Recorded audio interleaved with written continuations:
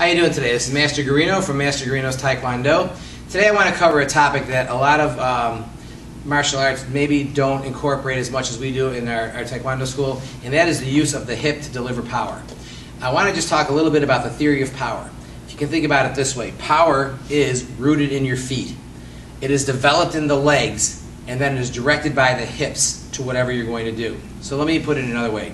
If you were a car, your feet are your tires, and you need good tires and you need good grip on the road. Your legs are your engine. This is where the power is being developed, and your engine is got to rev up and have a certain amount of horsepower.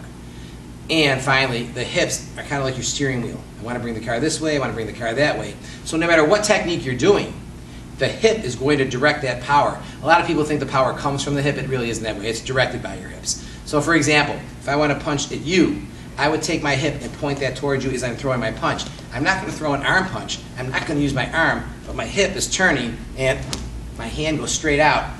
Now if I want to punch that way, my hip is going to turn that way. If I want to punch that way, my hip is going to turn that way. It's very similar to a baseball player.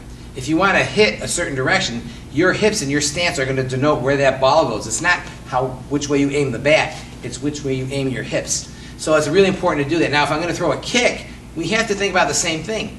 I'm going to take that hip. If I'm going to throw a front kick, I don't want to do a leg kick and just use my leg.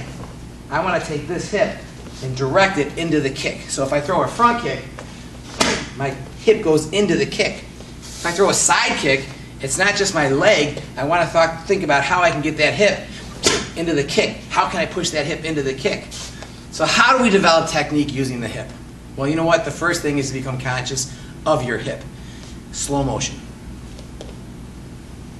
Feel that hip pushing into the technique. If I'm doing a side kick, feel. You can do the kick low. Feel the hip pushing into the kick.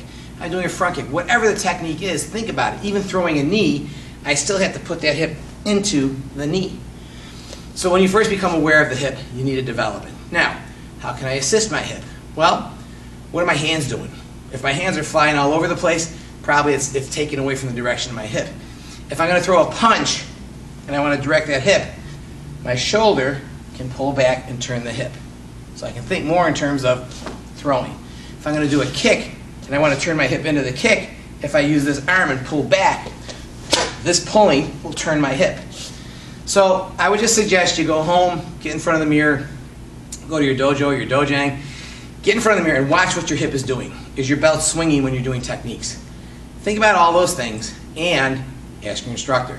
If you have any questions, you can call us at 836-KICK or stop by at any time. We're really wide open. Come on in and say hi. And we'll talk a little bit about using the hip. Okay, so have a great day. This is Master Gorino.